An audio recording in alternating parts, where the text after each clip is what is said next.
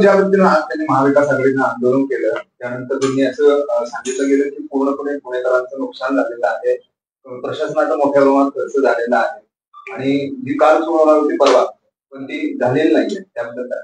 मला असं वाटतं की कुठं राजकारण करावं कुठं न करावं हे सुद्धा समजलं पाहिजे. पुणेकरांच्या जिव्हाळ्याचा विषय आहे मेट्रो. खरं तर ज्यांची 40 वर्ष पुण्यामध्ये सत्ता होती, राज्यापासून म्हणजे गल्लीपासून दिल्लीपर्यंत हीच मंडळी सत्तेत होती. देशातल्या इतर भागात कुठे ना कुठे मेट्रो सुरू होत होती, पण यांच्या संपूर्ण काळामध्ये गेल्या 40-50 वर्षाच्या काळामध्ये पुण्यामध्ये 1 इंच सुद्धा मेट्रो कुठं झाली नाही. आणि त्यांना आज काय नैतिक अधिकार आहे अशा गोष्टीचं राजकारण करायचं? यांच्या काळात शेकडो लोकांचा बळी घेणारी अयशस्वी BRT झाली. यांच्या काळातले लोकांना अपघाताचे बळी ठरलेले हे पूल पाडावे लागले. असा विकास म्हणजे खरं तर 40 वर्षे पुण्याच्या भविष्याचा कुठलाही विचार न करता दूरदृष्टीचा अभाव असलेलं कामकाज ह्या लोकांनी केलं. पुण्याचं फार नुकसान करून टाकलं आणि आज कुठला नैतिक अधिकाराने उद्घाटन करायला निघाले. त्यामुळे पुणेकरांना हे सगळं समजतं. पुणेकर हे निश्चितपणे हे सगळं पाहतायत. ज्यांना स्वतः पुण्यासाठी काही करता नाही आलं ते आता मेट्रोचं उद्घाटन करायला निघालेत आणि फक्त 1च दिवसाचं अंतर आहे. जे पंतप्रधान माननीय मोदीजी स्वतः त्याचं उद्घाटन ऑनलाईन पद्धतीनं करतायत आहे. खरं तर ज्यांच्या काळामध्ये गेल्या 10 वर्षात इतक्या मोठ्या प्रमाणातलं काम पुण्यात झालं, स्वप्नातली मेट्रो प्रत्यक्षात आली. पुणेकर आमच्या आज रोज मेट्रोनं प्रवास करताय. गणपतीत तर आपण पाहिला उच्चांकी प्रवास पुणेकरांनी केला. 4 लाख प्रवासी तर एका दिवसात प्रवास केलेला आपण सगळ्यांनी पाहिला. मला असं वाटतं की ज्यांच्या हस्ते भूमिपूजन झालं 10 वर्षापूर्वी त्यांच्या हस्तेच आज मेट्रोच्या या सगळ्या मार्गांचं उद्घाटन होते. आणि हा एक आरोप होतो की प्रत्येक टप्प्याला मेट्रोच्या उद्घाटनाला प्रधानमंत्री का? अरे बाबांनो, मला असं वाटतं की यांचं अज्ञान जे आहे ते पुन्हा एकदा समोर येते. आज जगात कुठेही जा, टप्प्याटप्प्यानंच मेट्रोचा विकास होतो, टप्प्याटप्प्यानंच मेट्रो मार्ग होतात आणि त्याचं उद्घाटन देशाचे प्रधानमंत्री आता त्यांनी भूमिपूजन केलं. त्यांनी एवढा मोठा प्रकल्प पुण्याला दिला आपल्या पुणेकरांसाठी. पुणेकर खुश आहेत, पुणेकर आनंदी आहेत. पण यांचं पोट दुखतंय, यांना मळमळ होतीये की आता इतका मोठा प्रकल्प पुन्हा एकदा पुणेकरांच्या सेवेसाठी आला तर निवडणुकीला आमचं काय होईल? खरं तर निवडणुकीला तुमचं काय होणार हे लोकसभेला पुणेकरांनी दाखवूनही दिलंय. पण नव्यानं काही होणार नाही. तुम्ही कितीही राजकारण केलं, कितीही आव्हानाचा प्रयत्न केला की पुणेकरांची आम्हाला चिंता आहे. कितीतरी नेते आंदोलनात तुम्ही बघितलं आता सहज तुमच्या चॅनलवरती, कोविडच्या काळातलं कोणी याच्यातले काही नेते तर दिसले सुद्धा नाही. 2-2 अडीच वर्ष रस्त्यावर. मध्यंतरी पुण्यात पूर आला. त्या पुराच्या काळात तर रस्त्यावरचं पाणी यांच्या तळपायला सुद्धा काही लोकांच्या लागलं नाही. अशी मंडळी पुण्याच्या विकासाबद्दल आणि पुणेकरांबद्दल बोलतात. मला असं वाटतं पुणेकर ओळखतात, अशा राजकारणाला पुणेकर थारा देणार नाहीत. आणि त्यामुळे यांच्या काळात मोठ्या मोठ्या प्रकल्पांची जी नुसती भूमिपूजन व्हायची 50-50, 40-40 वर्ष कधी उद्घाटनच झाली नाही. पण मोदीजी असे देशाचे प्रधानमंत्री झाले की त्यांच्याच काळात भूमिपूजन होतं, त्यांच्याच काळात उद्घाटन होतं. असा पुणेकरांचा एक स्वप्नातला प्रकल्प जो पुणेकरांना हवा होता. खरं तर पुण्याची मेट्रो होण्यासाठी सुद्धा विरोध केला या लोकांनी आणि हे विरोध करणारे लोक आज म्हणजे उद्घाटन करा. ठीक आहे, त्यांना शुभेच्छा आहेत. मला काय अधिक त्याच्यावर भाष्य करायचं नाही. मला हे सांगायचंय की 29 तारखेला पुणेकरांच्या जीवनातला अजून एक आनंदाचा क्षण तो म्हणजे पुन्हा एकदा मेट्रोच्या नव्या टप्प्याचं उद्घाटन आणि पुढच्या टप्प्याचं भूमिपूजन होत आहे. आणि म्हणून पुणेकर खुश आहेत, पुणेकर समाधानी आहेत. राजकारण ज्यांना करायचं त्यांना शुभेच्छा आहेत. नक्कीच दिनांक 29 सप्टेंबरला सकाळच्या वेळेमध्ये साधारणतः 12च्या आसपास देशाचे प्रधानमंत्री आदरणीय नरेंद्रजी मोदी यांच्या शुभ हस्ते व्हर्च्युअली ऑनलाईन पद्धतीनं पुण्याच्या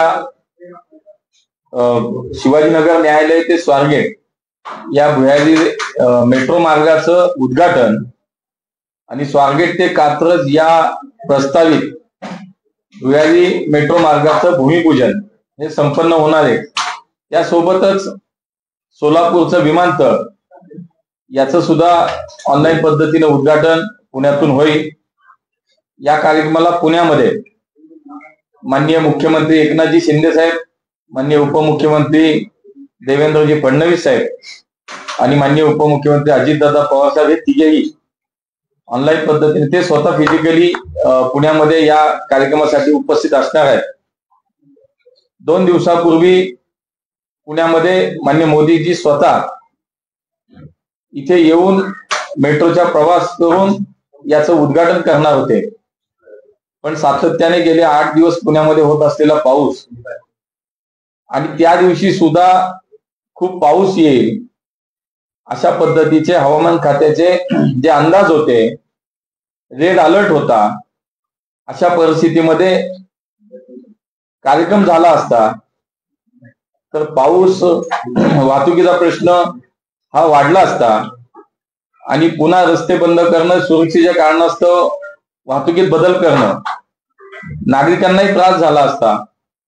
आणि म्हणून नागरिकांसाठी होत असलेल्या चांगल्या प्रकल्पाचं लोकार्पण होत असताना नागरिकांना त्रास होऊ नये आणि म्हणून प्रत्यक्ष न येता ऑनलाईन पद्धतीनं आता तो कार्यक्रम करावा असं प्रधानमंत्र्यांच्या कार्यालयाने आणि स्वतः प्रधानमंत्र्यांनी त्याचा विचार केला. त्यामुळे पुणेकरांच्या वतीने मी त्यांना धन्यवाद देईन की 2 दिवसानंतर लगेचच तातडीनं 29 तारखेला सकाळी या दोन्ही मार्गाचं उद्घाटन आणि भूमिपूजन ते करतायत. आणि म्हणून पुणेकरांच्या वतीनं त्यांना मी धन्यवाद सुद्धा यासाठी देईन की गेल्या 10 वर्षाच्या काळामध्ये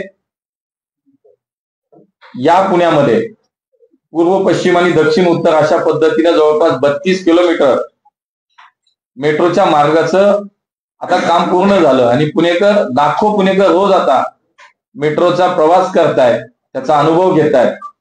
पुढच्या काळामध्ये हा प्रवास अजून वाढणार आहे. पुढच्या काळामध्ये वनाज ते चांदणी चौक आणि रामवाडी ते वाघोली हा सुद्धा मार्गाला लवकरच कॅबिनेटची मान्यता मिळेल, त्यासाठी स्वतः मीही प्रयत्न करतोय.